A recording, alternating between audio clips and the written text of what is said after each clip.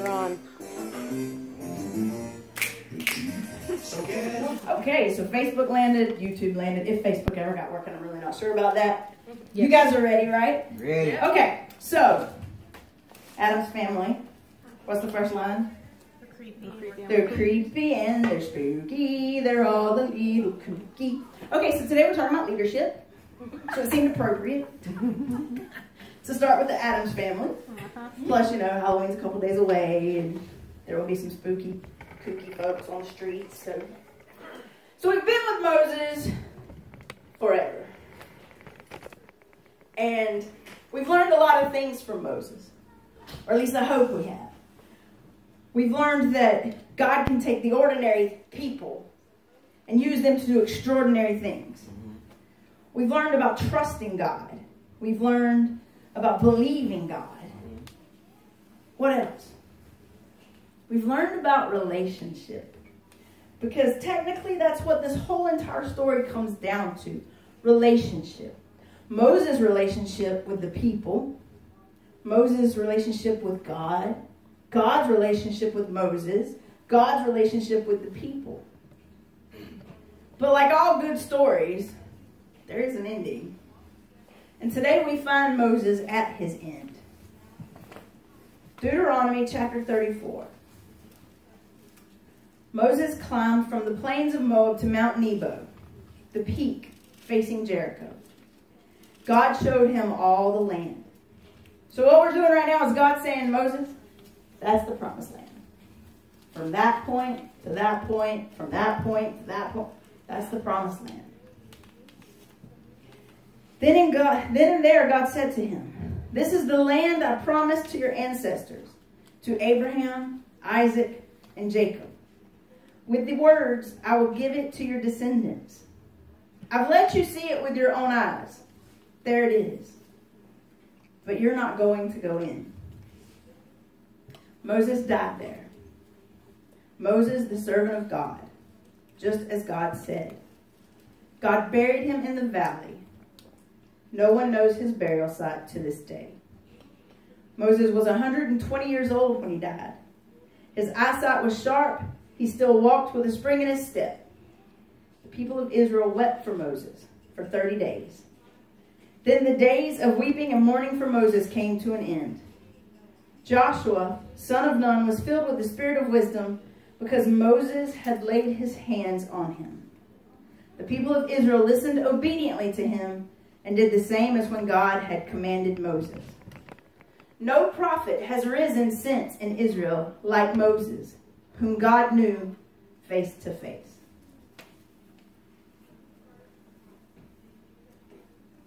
There are a few interesting things. First of all, that the writer felt the need to point out, ain't nobody ever been like Moses, and God knew Moses face to face. That's a good thing. Like, of all the awards and all of the good words that you could have said about you, that's up there. The other interesting thing is, as you read Deuteronomy, you find that God tells Moses several times, Moses, you're not going in. You're going to die. And in chapter 3, Moses argues with God one more time. Because, you know, he ain't learned nothing in these 40 years in the wilderness. It don't help. But he tries one more time. God, just let me see it. And God says, Moses, you're not going in. You're going to die. And in that moment, Moses knows something. My people. Because at this point, Israel, who has annoyed him to death, they have become his people. They belong to him. He belongs to them. They've been doing this thing together for 40 years. So his very first thought had to be, well, what about my people? What do we do about my people? How do we make my people ready for this? What happens? So Joshua, God picks Joshua and tells Moses it'll be Joshua. So Moses gets to start working with Joshua, telling Joshua the important parts, telling him, okay, well, so Joe Brown, every morning he likes to come see you and drink coffee with you. And if you're not available to sit and drink coffee with him, his whole day is going to be bad. And you don't want Joe Brown to have a bad day, because if Joe Brown has a bad day, then he goes and makes Sally have a bad day. And you don't want Sally to have a bad day, because if Sally has a bad day, then all the little children have a bad day, because Sally's the one that teaches the little children. And Joshua says, great. Leaders are interesting. They are supposed to lead, and you'll get different versions. Some will say you're supposed to lead and you're not supposed to let your emotions get in the way. Moses, his emotions were all wrapped up in it. These were his people. This was his God. He had led these people out of Egypt into freedom, which sometimes they debated if it was really freedom. Because, now they're out in the middle of nowhere having troubles. The most interesting thing about this whole thing comes down to this. We've traveled this journey with them. We've only been on it for 2 months, y'all. They did this for 40 years. So I know it seems like a long time, but just stay with me a little bit longer. For 40 years, they were doing this thing. They were building these relationships. They were building this community. They were trying to become family. They were trying to figure out what happens next. How do we do this? What does it look like? And Moses is the dude. Moses has been with them for 40 years. He's the daddy. They go to Moses for everything. But in the background of this story, there's one unchanging thing. God. God is always working. God is always moving. Israel might not always see it, because Israel gets distracted. Oh, what are we going to drink? Oh, what are we going to eat? So they get distracted and they don't see that God is still working. God is still moving. And now this. And a couple of weeks ago, what did we say? Change sucks. And Israel has had a belly full of change. And now they have to lose Moses. We lose people. People come and people go. Sometimes it's just from where we are. I'm sitting next to you one minute and then I'm going the next, going to do something else. But sometimes people leave us and it's a permanent leaving. And there are emotions. There's pain.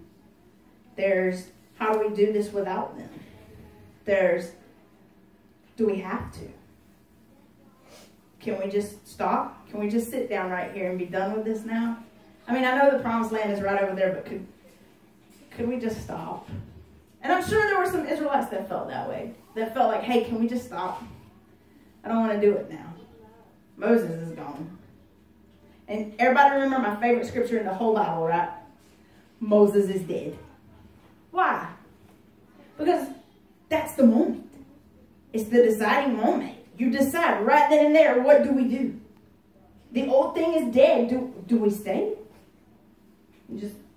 He dead. We're going to stay here with him. Or do you go, oh, new things, and take off? And that's where they were. Moses saw it coming. So Moses was able to say, drink coffee with Joe Brown. And when you hear God speak, listen. And Joshua, actually, don't move unless God says move. Because if you move before God says move, bad things might happen. We've already seen it. So you just be faithful and true in your relationship with God. And when God says move, you move. And when God says don't move, don't move. That's my most important advice to you, Joshua. Now, if I'm Joshua, I'm looking at all the Israelites. Moses, that's too many of them. If this all goes wrong, there's way more of them than me. Don't worry about it, Joshua. God will be with you. Because even though this story, we like to say this is just a story about liberating a people, freeing them from their slavery, freeing them from their bondage, it's also about the building of this relationship. The building of this relationship between a people and their God. Learning to trust, learning to believe, learning to know that whatever comes next, we're going to be okay. Moving on ain't so bad when you can look at the situation and go, God, you've got this, right? And that's where Israel was. So for 30 days, they did cry. Because that's what you do when you lose people. You mourn. So for 30 days, the Israelites mourned Moses. Then, you ready, Joshua? We ready. Got the bags. Where do you want to go? Let's go. Promised Land's right over there. And they moved on. We had a very important leader leave our church, right? Not that long ago. And we faced this same moment. What happens? What do? Do we do anything? Do we just say, well, okay, lock the door. We're done now. Here's your key. I'm out.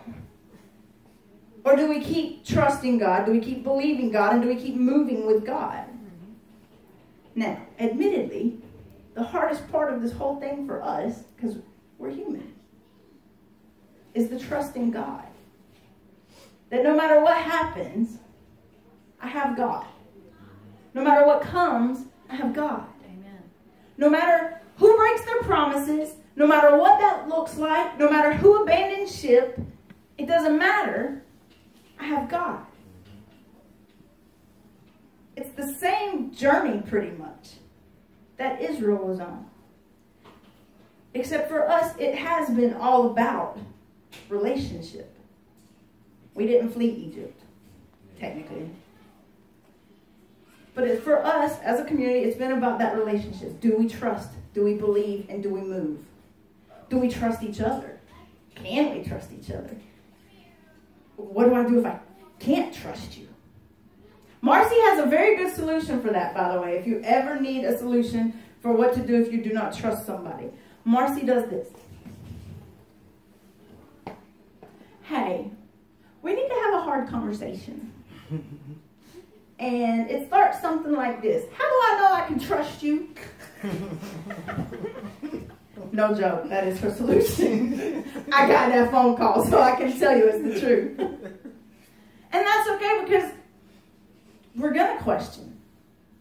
And I haven't lived a perfect life.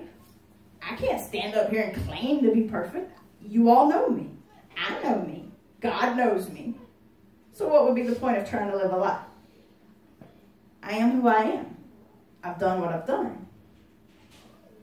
But like the Israelites, do I stay there or do I move? Same thing you find yourself in daily.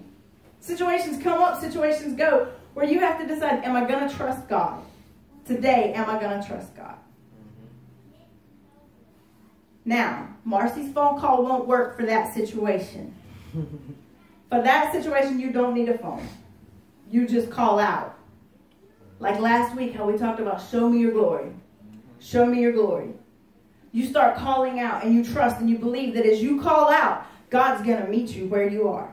Because here's the most important thing about this journey. These people building their relationship with God. Here's what we've learned. No matter who comes, no matter who goes, God never leaves. That's right. God never changes. That's right. Doesn't matter what happens. Doesn't matter who builds a gold calf, who doesn't. God doesn't leave and God doesn't change. People are going to come. People are going to go. People are going to lie to you. People are going to backstab you. It's going to happen. But God doesn't change. God doesn't leave. God stays. So no matter what comes, no matter what comes next, for you as a person, for us as a church, God doesn't leave. God doesn't change. God makes promises. God keeps promises. God is the perfect example of how a relationship is supposed to be. Amen. Faithful, true, loving. And even when God lost God's temper, God could still look at those people and go, they're mine. And I love them. And God stayed. People will leave you. And if they do, it's not on you. You have to trust and believe and let it go and say, God, you never change.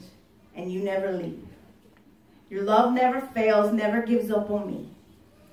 We ain't going to sing this week. I promised y'all last week I wouldn't sing this week. Your love never fails. Your love never gives up on me. You don't get scared and run. So people can do what they're going to do because I have God. Leaders will come and leaders will go. And they're spooky and kooky sometimes. But God is still there. And God is still leading. And God is still guiding. And God is still speaking. But are we listening? Because if you're not listening, doesn't matter how often God speaks, doesn't matter how often God calls your name, you're not going to hear it. Moving on requires listening. Because if you can't hear God saying, okay, we're done with that situation, we're not going to talk about it anymore. I have forgiven, and we're moving. And that's where you have to get. Some of y'all still carrying all your baggage about your own self. You still wondering why you ain't good enough, why you ain't pretty enough, why you ain't sexy enough. Leave that be. God said you're perfect. God said you belong to me. I am yours and you are mine. And I will never leave you nor forsake you. Wherever you go, I will be. That's the point of the story. The entire 40 years, that's the point of the story. The world can do whatever the world's going to do. I'm with you, you're with me, and we're doing this thing, and it's going to be okay. Amen. Trust me, believe me, and hear me when I speak. And all the people said, amen. Y'all good at that amen part. I like it.